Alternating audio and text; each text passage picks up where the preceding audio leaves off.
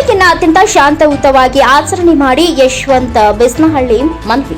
ಪಟ್ಟಣದಲ್ಲಿ ಈ ವರ್ಷದ ಹೋಳಿ ಹಬ್ಬವನ್ನು ಅತ್ಯಂತ ಶಾಂತಿಯುತವಾಗಿ ಆಚರಣೆ ಮಾಡಿ ಎಂದು ಸಿಪಿಐ ಯಶವಂತ ಬಿಸ್ನಹಳ್ಳಿ ಕಟ್ಟುನಿಟ್ಟಿನ ಆದೇಶವನ್ನ ಮಾಡಿದರು. ನಂತರ ತಮ್ಮ ಪೊಲೀಸ್ ಠಾಣೆಯಲ್ಲಿ ಹೋಳಿ ಹಬ್ಬದ ಜಾಗೃತಿ ಶಾಂತಿ ಸಭೆ ಅಧ್ಯಕ್ಷತೆ ವಹಿಸಿ ಮಾತನಾಡಿದ ಅವರು, ಬಣ್ಣವನ್ನು ಹಚ್ಚುವಾಗ ಯಾವುದೇ ಡಿಜೆಗಳನ್ನು ಹಚ್ಚುವಂತೆ ಇಲ್ಲ. ಡಿಜೆಗಳನ್ನು ನಿಷೇಧಿಸಲಾಗಿದೆ. ಆದರೆ ಹಳೆಯ ದ್ವೇಷ ಇಟ್ಟುಕೊಂಡು ಗಲಾಟೆಗಳನ್ನು ಮಾಡುವಂತಿಲ್ಲ. ಇಲ್ಲಿ ಹೋಳಿ ಹಬ್ಬದ ರಾತ್ರಿ ವೇಳೆ ಕಾಮದಹನ ಮಾಡುವ ಮುನ್ನ ನಡು ರಸ್ತೆಯ ಮೇಲೆ ವಿದ್ಯುತ್ ವೈರ್ಗಳು ಕೆಳಗಡೆ ಊರಿನ ಸಂಧಿಗಳಲ್ಲಿ ಕಾಮದಹನ ಮಾಡುವಂತೆ ಇಲ್ಲ. ಸಾರ್ವಜನಿಕರ ಯಾವುದೇ ಆಸ್ತಿ ನಷ್ಟ ಆಗಬಾರದು. ಆಸ್ತಿ ನಷ್ಟ ಆಗದೆ ಇರುವಂತಹ ಸ್ಥಳಗಳಲ್ಲಿ ಕಾಮದಹನ ಮಾಡಬೇಕು ಎಂದು ತಿಳಿಸಿದರು. ಪಿಎಸ್ಐ ಹನುಮಂತಪ್ಪ ತಳವಾರ್ ಇದೇ ಸಂದರ್ಭದಲ್ಲಿ ಮಾತನಾಡಿದರು. ಈ ಸಂದರ್ಭದಲ್ಲಿ ಸಾಹಿತ್ಯ ತಾಜುದ್ದೀನ್ ದಳಪತಿ, ಮಾಜಿ ತಾಲೂಕಾ ಪಂಚಾಯತ್ ಸದಸ್ಯ ವೆಂಕಟೇಶ್ ಚೌಹಾಣ್ ತಮ್ಮ ಅನಿಸಿಕೆಗಳನ್ನು ತಿಳಿಸಿದರು. ಈ ಸಂದರ್ಭದಲ್ಲಿ ಪುರಸಭೆ ಸದಸ್ಯ ಬಸವರಾಜ ಬುಡಕುಂಟಿ, ಹೋರಾಟಗಾರರಾದ ಮಂಜುನಾಥ್ ನಾಲಗಾರ್, ಬಸವರಾಜ ಗಾಣಿಗಾರ್, ಖಾಸಿಂ ಸಾಬ್ ಕಾಯಿಗಡ್ಡಿ ಸೇರಿದಂತೆ ಹಲವರು ಉಪಸ್ಥಿತರಿದ್ದರು. ಯಾವುದೋ ಕಾನೂನು ಸುವ್ಯವಸ್ಥೆ ಧಕ್ಕೆ ಆಗದ ರೀತಿಯಲ್ಲಿ, ಶಾಂತಿಗೆ ಭಂಗ ಆಗದ ರೀತಿಯಲ್ಲಿ ಸಾಂಪ್ರದಾಯಿಕವಾಗಿ ಪ್ರತಿ ಸರಿ ಹೋಳಿ ಹಬ್ಬವನ್ನು ಆಚರಣೆ ಮಾಡ್ತೀವಿ. ಆ ಹಬ್ಬ ಯಶಸ್ವಿಯಾಗಲಿ, ಎಲ್ಲರೂ ಕೂಡ ಅದನ್ನು ಆಚರಣೆ ಮಾಡಲಿ ಅನ್ನೋ ಉದ್ದೇಶದಿಂದ ಮುಂಜಾಗ್ರತಾ ಕ್ರಮವಾಗಿ ಏನು ಕ್ರಮಗಳನ್ನು ಕೈಗೊಳ್ಳಬೇಕು, ಯಾವ ಸಲಹೆ ಸೂಚನೆ ಇಲಾಖೆ ಅವರು ಕೂಡ ನೀವು ಪಾಲನೆ ಮಾಡಬೇಕು ಅಂತೇಳಿ ಈ ಶಾಂತಿ ಸಭೆಯನ್ನು ಕರೆದಿದ್ದೀವಿ. ಈ ಶಾಂತಿ ಸಭೆಯ ಅಧ್ಯಕ್ಷತೆಯನ್ನು ನಮ್ಮ CPS ವಹಿಸಿಕೊಂಡಿದ್ದಾರೆ. ಅವರಿಗೆ ಪರವಾಗಿ ಮತ್ತು ನಿಮ್ಮೆಲ್ಲರ ಪರವಾಗಿ ಸ್ವಾಗತ. ಅದೇ ರೀತಿಯಾಗಿ ಒಂದು ಶಾಂತಿ ಸಭೆಗೆ ಆಗಮಿಸಿರ್ತಕ್ಕಂಥ ಎಲ್ಲ ಗ್ರಾಮದ ಮತ್ತು ಪಟ್ಟಣದ ಮುಖಂಡರು, ಪತ್ರಿಕಾ ಮಾಧ್ಯಮಗಳು, ಜನಪ್ರತಿನಿಧಿಗಳು ಎಲ್ಲರಿಗೂ ಕೂಡ ಈ ಒಂದು ಶಾಂತಿ ಸಭೆಗೆ ಸ್ವಾಗತವನ್ನು ಕೋರ್ತಾ, ಈ ನಮ್ಮ ಇಲಾಖೆಯಿಂದ ಕೆಲವೊಂದು ಸೂಚನೆಗಳನ್ನು ನಮ್ಮ CPS ಹೇಳ್ತಾರೆ, ಅವುಗಳನ್ನು ಕೂಡ ದಯವಿಟ್ಟು ಪಾಲನೆ ಮಾಡಿ ಮತ್ತು ಏನಾದರೂ ನಮ್ಮ ಇಲಾಖೆಯಿಂದ ಕ್ರಮಗಳನ್ನು ಕೈಗೊಳ್ಳಬೇಕಾದ್ರೆ ಮುಂಜಾಗ್ರತವಾಗಿ ಇಂದಿನ ಹತ್ರ ಪಾಯಿಂಟ್ ನಮಗೆ ಕ್ರಮಗಳನ್ನು ಕೈಗೊಂಡು ಶಾಂತಿ ರೀತಿಯಲ್ಲಿ ಆಚರಣೆ ಮಾಡಿ ಕೂಡ ನಿಮಗೆ ಸಹಕಾರ ಕೊಡ್ತೀವಿ. ಎಲ್ಲ ಜನಾಂಗವರು ಕೂಡ ಇರ್ತೀರಿ. ಒತ್ತಾಯಪೂರ್ವಕವಾಗಿ ಯಾವುದೂ ಆಗಬಾರ್ದು. ಏನು ನೀವು ವೈಯಕ್ತಿಕವಾಗಿ ಆಚರಣೆ ಮಾಡ್ತಿರ್ತೀರಿ, ಅದು ಗುಂಪುಗಳಿಗೆ ಸೇರಿಸಿ ಆಚರಣೆ ಮಾಡ್ತಿರ್ತೀರಿ, ಅದು ಮಾಡಿ. ಯಾರಿಗೂ ಒತ್ತಾಯ ಇರಬಾರ್ದು. ಆಮೇಲೆ ಕಾಮದಾನ ಇರ್ಬೋದು, ಹೋಳಿ ಹಬ್ಬ, ಹೋಳಿ ಎರಚುವಾಗ ಇರ್ಬೋದು, ಅದರಲ್ಲಿ ಅದು ಇದು ಕೆಮಿಕಲ್ ಮತ್ತು ನೀರು ಸೇರಿಸೋದಾಗಿರಲಿ. ಹೆಣ್ಮಕ್ಳು ಇರ್ತಾರೆ, ಸ್ಕೂಲ್ ಮಕ್ಕಳು ಇರ್ತಾರೆ, ಈಗ PUC ಎಕ್ಸಾಮ್ ಸ್ಟಾರ್ಟ್ ಆಗಿದ್ದಾವೆ, ಎಲ್ಲ ಹೋಗ್ತಿರ್ತಾರೆ, ಬರ್ತಿರ್ತಾರೆ, ವೃದ್ಧರಿರ್ತಾರೆ, ಅಂಗವಿಕಲರು ಇರ್ತಾರೆ, ಮಹಿಳೆಯರಿರ್ತಾರೆ, ಮಕ್ಕಳಿರ್ತಾರೆ.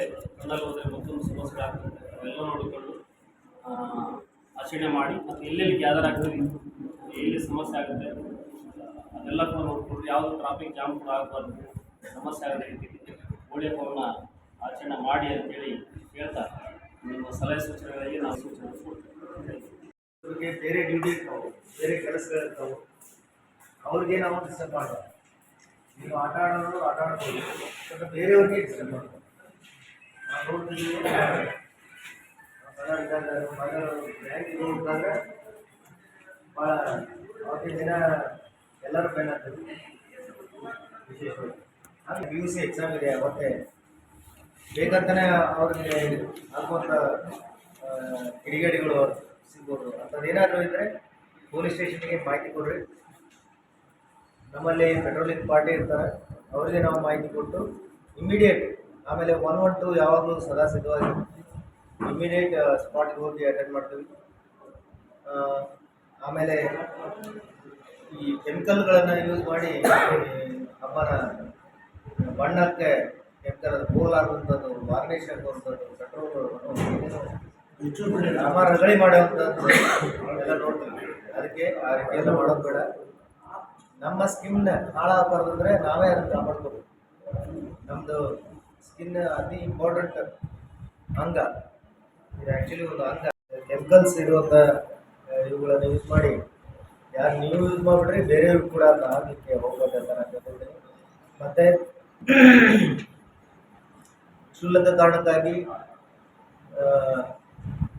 ಯಾರಿಗಾದರೂ ಹಾಕಿದ್ದು ಏನೋ ಆಕ್ಸಿಡೆಂಟಲ್ಲೇ ಹಾಕಿದ್ದಂತಂದರೆ ಅವುಗಳನ್ನು ವಿಷಯಗಳನ್ನು ಪೊಲೀಸ್ ಸ್ಟೇಷನ್ ಕಳಿಸಿ ಅವುಗಳನ್ನು ನಿಮ್ಮ ಮಟ್ಟದಲ್ಲಿ ಮಾತ್ರ ಬಗೆಹರಿಸಿ ಇಲ್ಲಿಗೆ ಕ್ಲೋಸ್ ಮಾಡುವಂಥ ವ್ಯವಸ್ಥೆ ಮಾಡೋಣ. ಅದು ಬಿಟ್ಟು ಕೈ ಮುಗಿರಿ ಹೋದ್ಮೇಲೆ ದೊಡ್ಡ ಘಟನೆ ಆಗಿ ಜಗಳ ಆಗಿ ಯಾವುದು ದುರ್ಘಟನೆ ಆಗಲಾರ್ದಂಗೆ ನೋಡ್ಕೊಳ್ಳುವಂಥ ಜವಾಬ್ದಾರಿ ನಿಮ್ಮೆಲ್ಲರ ಮೇಲೆ ಮತ್ತು ನಮ್ಮೆಲ್ಲರ ಮೇಲೆ ಇದೆ ಅಂತ ಹೇಳಿದ್ದೀನಿ.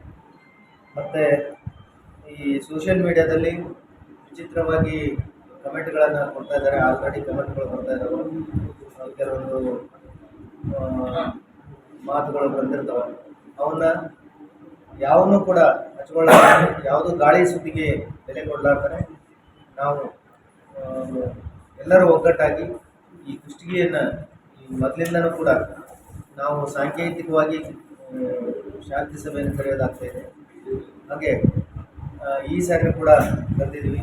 ಈ ಶಾಂತಿ ಸಭೆ ದೇವರ ಆಶೀರ್ವಾದದಿಂದ ಯಶಸ್ವಿಯಾಗಲಿ, ತಮ್ಮೆಲ್ಲರೂ ಒಳ್ಳೆಯದಾಗಲಿ ಅಂತ ಹಾರೈಸಿ ನಾನು ಮಾತನಾಡ್ತೀನಿ.